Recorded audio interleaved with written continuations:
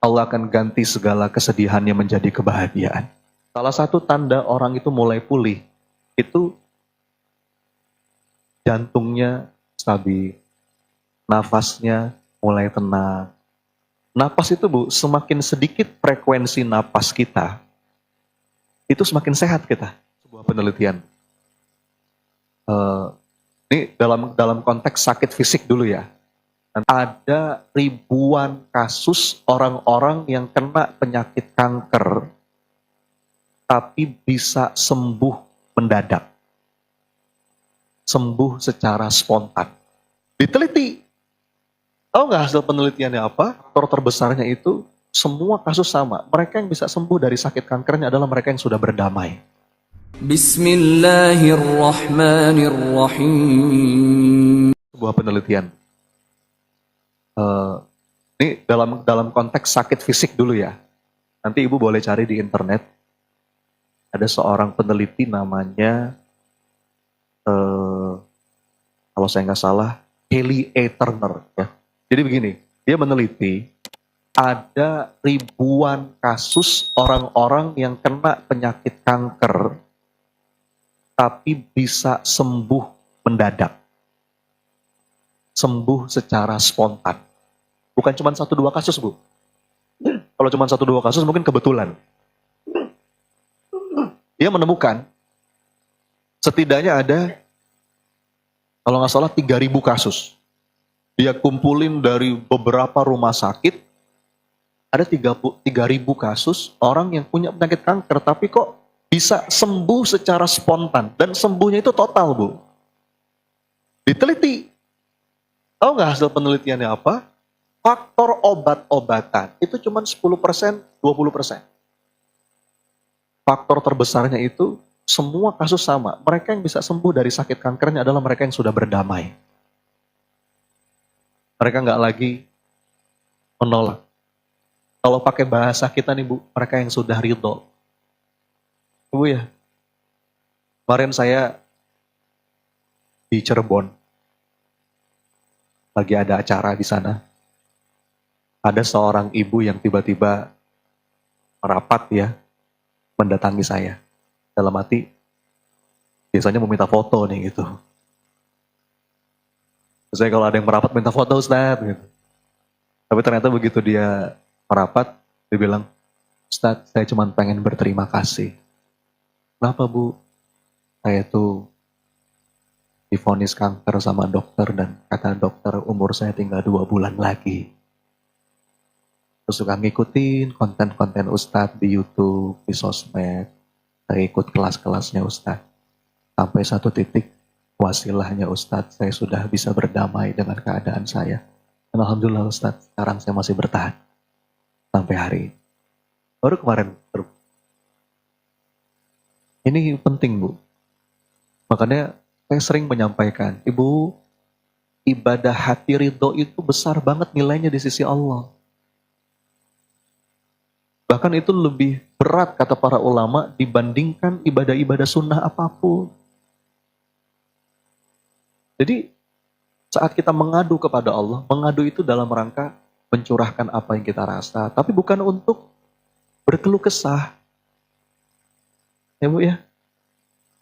Kan sering saya sampaikan, ada masanya yang kejadian mungkin sesuai dengan apa yang kita inginkan.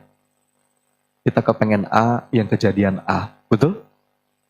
Tapi ada masanya, kita kepengen A, yang kejadian B, C, D, Z. Karena menurut Allah itu yang lebih baik dan lebih kita butuhkan. Masalahnya, kadang-kadang kita fokusnya ke A terus. Betul Bu? A, ya Allah. A. Pokoknya A. Kalau dia baik, jodohkan ya Allah. Kalau dia nggak baik, perbaiki dia ya Allah.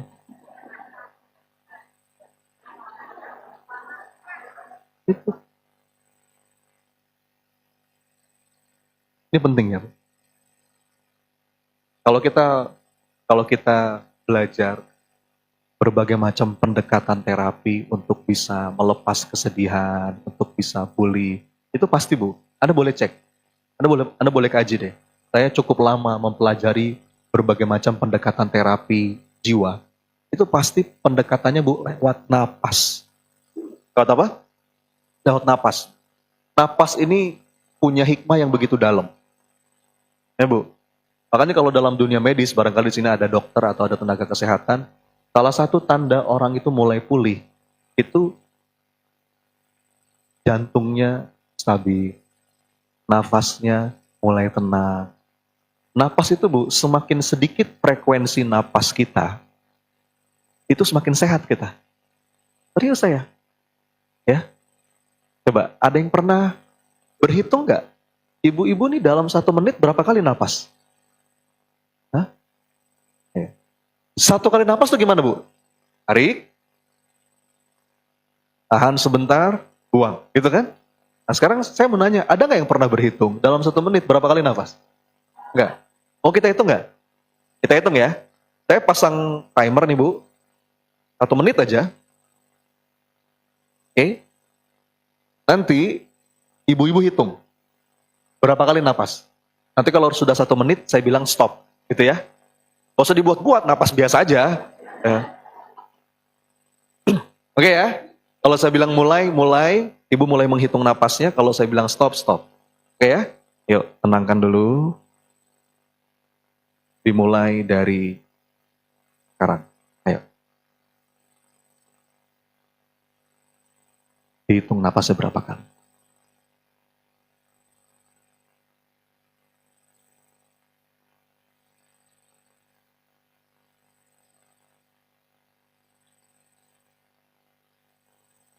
Dirasakan.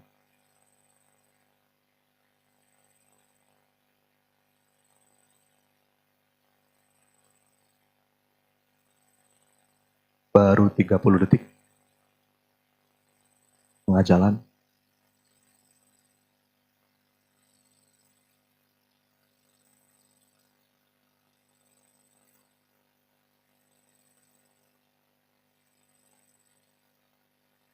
Detik lagi.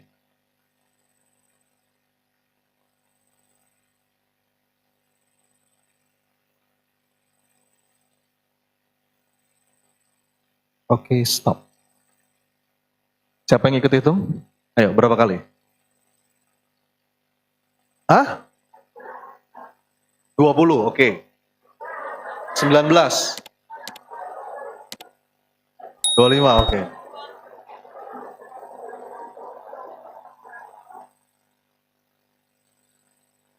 Oke, terima kasih. Ibu, ini kan kita lagi membahas sekarang keterampilan untuk bisa melepas kesedihan, gitu Bu ya. Nah, salah satu pendekatan untuk bisa melepas kesedihan itu dengan mengatur napas, Bu. Dan napas itu, Bu, napas kalau dalam bahasa Arab itu kan nafasun. Itu dekat dengan kata nafas. Napas dan jiwa itu dekat, Bu. Jadi bagaimana kita mampu menata jiwa, itu salah satu toolsnya, itu dengan cara menata napas. Ibu, normalnya orang nih ya, orang rata-rata, dalam 1 menit itu 12-20 kali. Berapa? 12-20 kali. Udah, jangan ngobrol lah tuh ya. Dengerin dulu ini. Nah, kalau dalam keadaan nggak normal, itu biasanya lebih banyak napasnya. Misal orang lagi marah, betul Bu? Orang kalau lagi marah kan napasnya lebih banyak ya Bu? Gimana napasnya? Gitu kan? Nah, menariknya Bu, kita coba belajar ya. Belajar dari fenomena alam. Semakin sedikit frekuensi napas kita, itu semakin besar kemungkinan kita lebih sehat. Secara jiwa maupun secara raga. Makanya, Bu, pernah nggak dengar celetukan begini, mungkin dari orang tua kita zaman dulu. Celetukannya begini. Jangan banyak-banyak marah, cepat mati loh, gitu pernah dengar Bu? Itu ada penjelasannya. Coba ya, kita belajar dari binatang nih Bu, dari binatang. Kita coba ambil hikmah. Tentu yang namanya umur itu di tangan Allah, tapi kita belajar dari sunatullah. Ibu tahu anjing? Anjing itu 1 menit dia 50 kali napas. Berapa Bu? Kan anjing cepat ya Bu ya? Gitu kan? Itu anjing. Makannya Bu, umur anjing itu nggak lama. Berapa umur anjing? Umur anjing itu paling 15 tahun, 14 tahun, itu umur anjing. Yang kedua, kuda. Kuda itu umurnya lebih panjang. Kuda itu umurnya bisa sampai 40 tahun. Kuda satu menit itu 30 kali napas. Itu kuda. Lebih sedikit. Gajah. Bu, gajah lebih panjang umurnya. Gajah tuh ada yang sampai 90 tahun. Gajah 1 menit 20 kali napas. Lebih sedikit. Ibu tahu kura-kura? Nah, Ibu dengerin. Kura-kura 1 menit 5 kali napas. Makanya umur kura-kura panjang, betul? Berapa Bu kura-kura umurnya? Ratusan tahun. Jadi gini loh, Bu, ini saya serius. Ini salah satu cara ya Bu ya. Enggak, supaya nanti ibu-ibu pulang dari sini enggak cuman bawa teori. Tapi ada yang bisa dilatih. Coba Bu, latih. Tenangkan hati, atur napas. Kita bisa loh Bu, 1 menit 6 kali napas bisa. Gimana caranya? Rumusnya 4-2-4. Berapa rumusnya? Maksudnya apa Ustadz? 4 detik Anda menarik napas.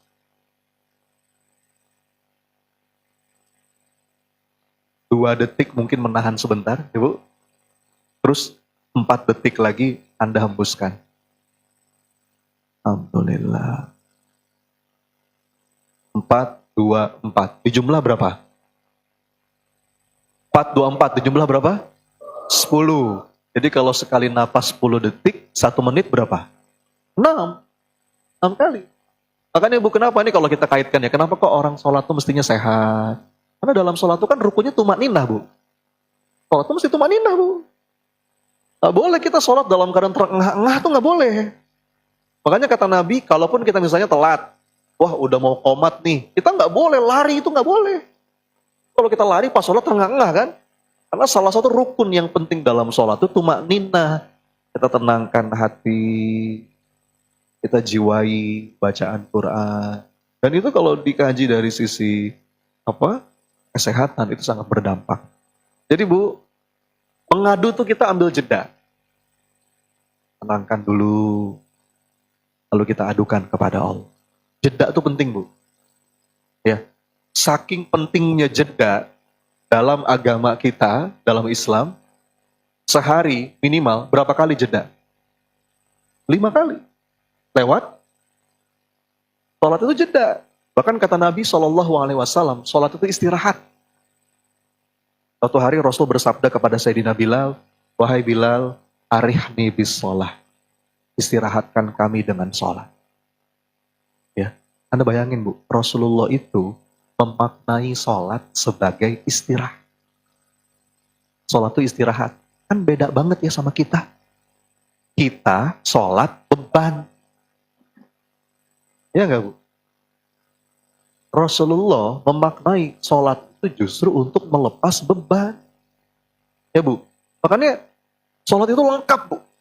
Dalam sholat itu ada Quran, dalam sholat itu kita mengadu kepada Allah. Pokoknya Bu, latihan ya. Saya sering sampaikan, dalam urusan sekecil apapun Bunda, adu deh sama Allah.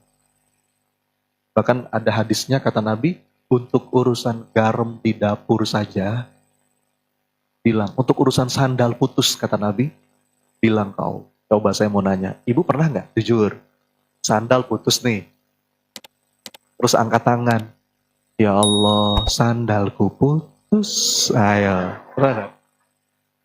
Pernah nggak? Ibu bayangin, untuk urusan sekecil gitu aja kata Nabi SAW, mengadulah kepada Allah. Apalagi untuk urusan yang besar. Kata para ulama, mengadu kepada Allah itu penyembuh bagi jiwa yang hampa, pikiran yang bimbang, dan hati yang terluka. Ya, coba saya ulangi nih supaya urutannya jelas. Gimana Bu rumusnya apa? 3M. Yang pertama, ini saya tadi lupa belum saya lengkapi. M yang pertama apa? Mengaku. Apa yang kita akui Bu? Nah, yang kita akui itu ada 3.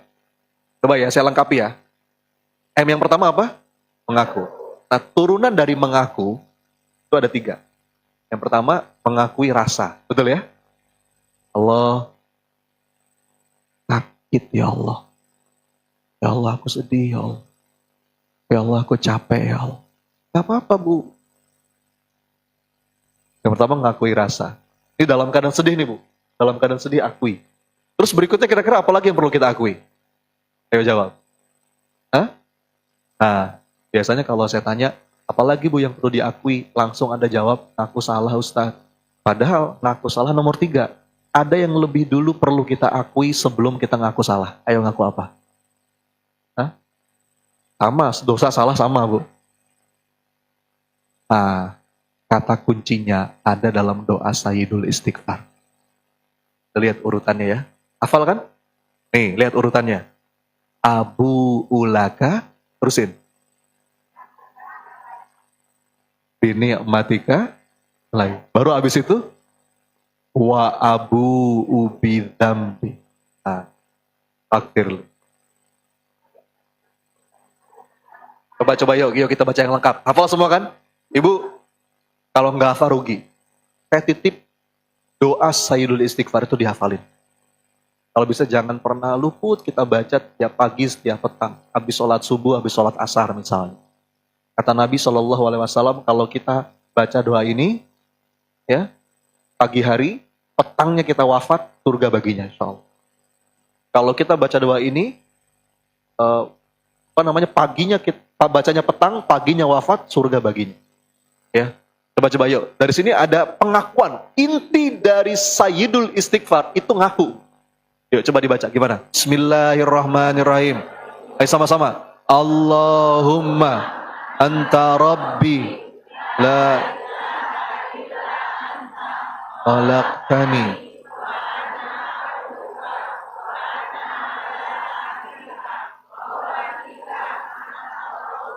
a'udzubika abu'u laka binikmatika alayya wa abu'u bidzambi faghfirli. Masya Allah, itu indah banget Bu. Coba ya, ini kita masih M yang pertama nih. Kita balik lagi ke M yang pertama. Sayyidul Istighfar, itu isinya ngaku Bu. Yang pertama kita mengakui segala kelemahan kita, Bu, kita nih hamba, Allah itu Rob kita, gitu kan? Makanya Allahumma anta Robbi, ya Allah engkau Robku. La ilaha illa anta khalaqtani, gak ada yang menciptakan aku kecuali engkau ya Allah. Wa ana abduka, aku hambamu ya Allah. Wa ana ala ahdika wa wa'dika mastata'tu. Ya kan? A'udzubika misyarri ma sana'tu. Kita mengakui segala kelemahan kita. Nah, baru berikutnya abu ulaka bi ni'matika alayya. Aku akui nikmatmu ya Rabb. Lihat Bu.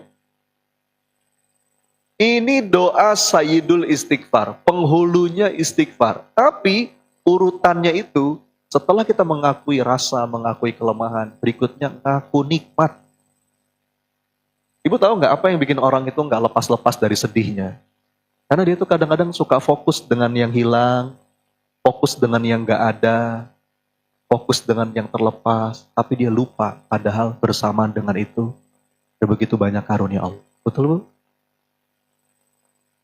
Jadi ngaku. Sampai kata Allah, qalilan ma tashkurun. Apa sedikitnya sih hamba-hambaku yang bersyukur. Kadang-kadang kita tuh suka sibuk dengan apa-apa yang gak ada, apa-apa yang belum ada, sampai kita lupa menghargai, menikmati, mengakui apa-apa yang ada. Betul Bu?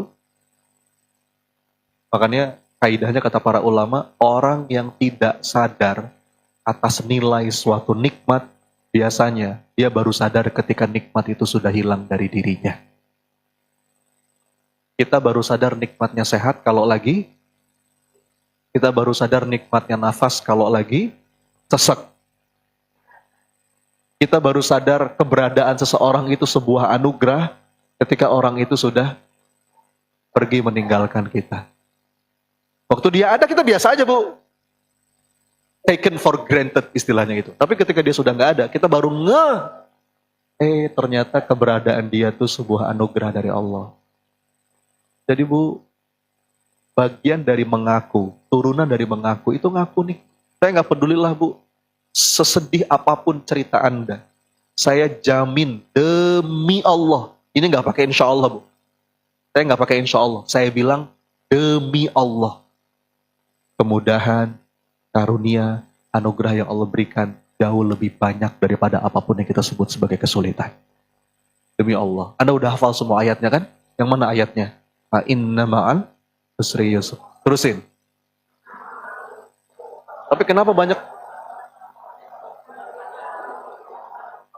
banyak orang nggak ngelihat itu? Karena fokusnya ketutup. Coba nih ya. Saya mau tanya, ini Bu ada tisu, kelihatan nggak? Kelihatan ya? Bu, saya punya kuis. Ini misalnya nih Bu, saya iseng. Saya mau nutup semua masjid ini dengan tisu. Saya iseng aja Bu. Oke, saya ambil satu, saya tempel di tembok. Ambil lagi satu, tempel. Ambil lagi satu, tempel. Terus sampai tisu ini habis. Nah, kuisnya begini, tolong jawab. Menurut ibu-ibu, bisa nggak beberapa lembar tisu, ini cuma segini nih, menutup seluruh permukaan masjid ini? Bisa nggak? Jawab bisa nggak? Jawab bisa apa enggak? Jawabannya bisa. Gimana caranya? Ketika beberapa lembar tisu ini menutup mata Anda.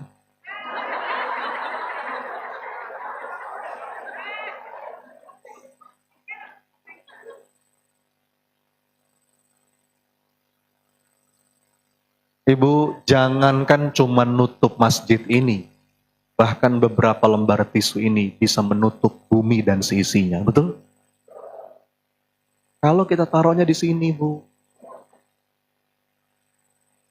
Ya. Makanya Bu, coba saya mau nanya, lawannya syukur itu apa? Apa lawannya syukur? Kufur itu satu padanan kata dengan cover. Serius saya? Kufur, cover, itu satu padanan kata. Cover itu apa? Nutup. Jadi Bu, bener Ais, saya nggak pedulilah sesedih apapun Anda. Kadang-kadang kita tuh meletakkan fokus kita hanya pada apa yang hilang. Itu yang bikin kita nggak lepas-lepas sedihnya. Ya, masih ingat nggak? Saya pernah cerita kalau nggak salah. Ada seorang murid yang bertanya kepada gurunya. Saya izin ulang lagi ya, barangkali Anda pernah dengar cerita ini. Guru, ajari aku ilmu syukur, Guru. Guru, ajari aku ilmu syukur. Ya, kata gurunya, oke, siapin segelas air. Kamu sekarang saya kasih tugas. Gelas air penuh, tolong bawa segelas air ini masuk ke dalam hutan. Oh ternyata Bu, di sana ada hutan. Ya kayak kebun raya Bogor gitu lah ya. Kamu jalan ke hutan itu, terus susuri sampai kamu di ujung. Nanti saya nunggu kamu di ujung. Syaratnya satu, apa? Segelas air yang kamu bawa tidak boleh tumpah. Walaupun setetes, pokoknya nggak boleh tumpah. Kalau tumpah setetes aja, balik lagi, ulang lagi dari awal. Waduh, ya udah guru nggak apa-apa. Demi saya dapat ilmu syukur.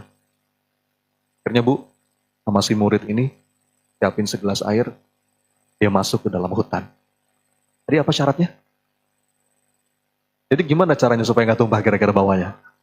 Pelan-pelan. Dia selangkah. Kira-kira matanya kemana? Jawab. Kemana matanya? Sini kan? Oh ini nggak boleh tumpah nih. Ya mungkin sesekali dia ngelihat jalan tapi balik lagi ke sini. Terus pelan-pelan. Dan dia berhasil Bu. Dia sampai di ujung. Gurunya udah nunggu di sana. Begitu dia sampai, Guru! Aku berhasil Guru. Lihat Guru, lihat Guru. Nggak ada yang tumpah. Nah, gurunya bagus. Kamu berhasil. Terus muridnya nanya, Guru, maksudnya apa sih? Saya kan mau minta ilmu syukur. Kok dikasih tugas kayak tadi? Gurunya merespon dengan sebuah pertanyaan. Apa kata gurunya? Nah, sekarang saya mau tanya sama kamu. keindahan apa yang kamu temukan di dalam hutan tadi? Jawab. Kira-kira apa jawaban muridnya? Ha?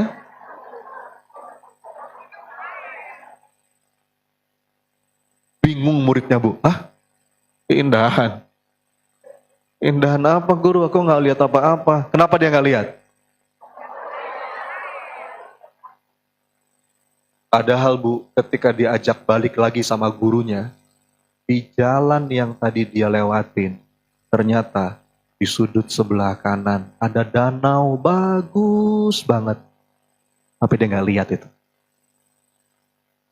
Di sudut yang lain ada kebun bunga indah sekali. Tapi dia nggak lihat itu. Kenapa dia nggak lihat? Apa ya, Bu, ya, kadang-kadang kita tuh meletakkan kesedihan kita, masalah kita, kesulitan kita sini nih. Curhat lagi sama Ustadz. Ustadz, hidup saya hancur, Ustadz. Berat. Padahal, Bu, demi Allah saya bersumpah, bersamaan dengan apa yang Anda sedihkan itu, ada begitu banyak anugerah Allah. Tapi kita nggak mau lihat itu, Bu. Makanya mengaku, bagian dari mengaku itu mengakui nikmat. Abu ulaka ini. Oke, Bu, mungkin masalah ini belum beres, tapi lihat yang lain. Ya Allah, Masya Allah kasih nikmat ini. Utang belum lunas, anak-anak hafal Quran. Sakit belum sembuh, tapi yang ini. Oh, hidup ini indah.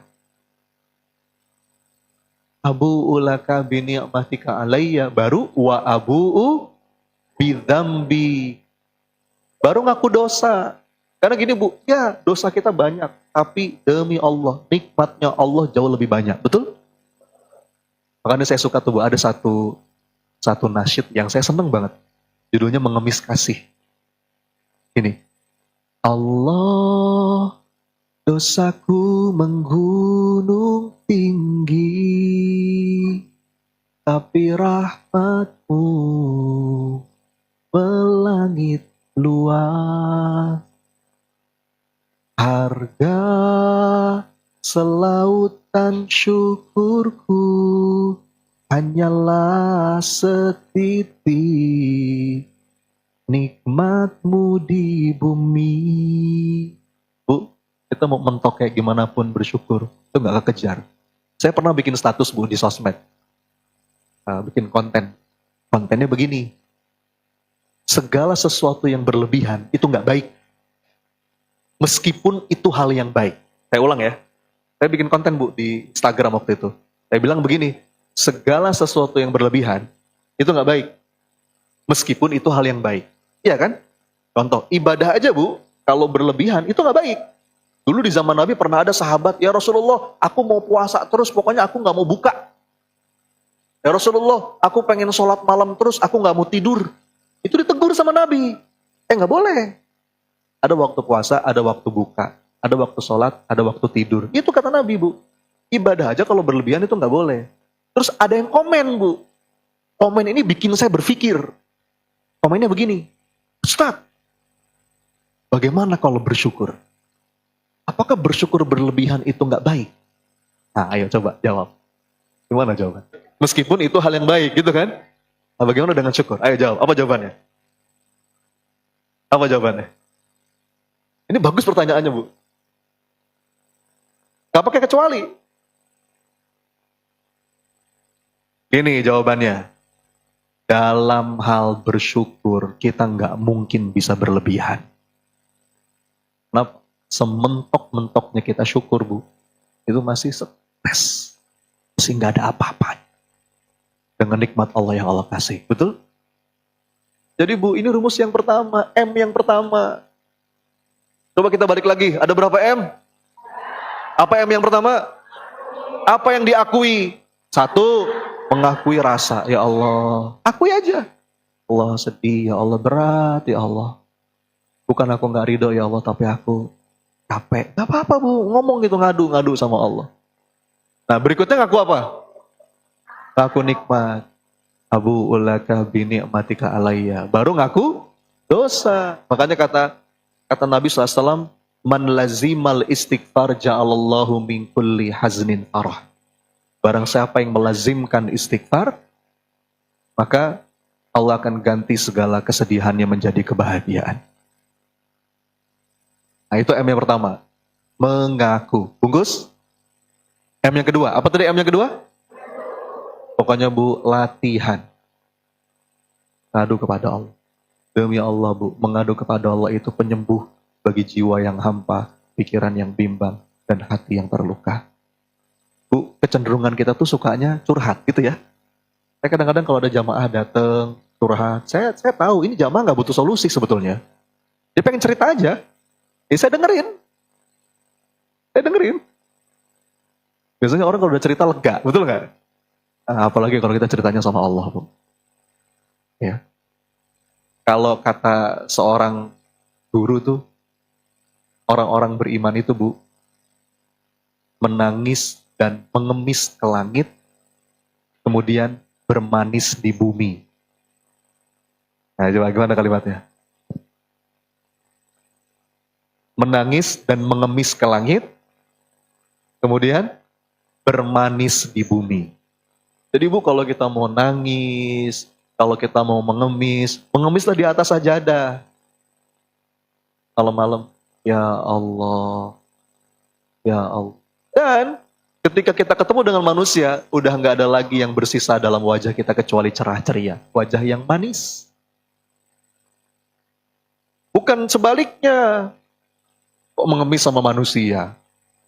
Manusia itu nggak bisa apa-apa Bu. Makanya orang-orang beriman itu wajahnya cerah ceria, ngadu, ya Allah. Minta aja, dalam hal sekecil apapun kita boleh.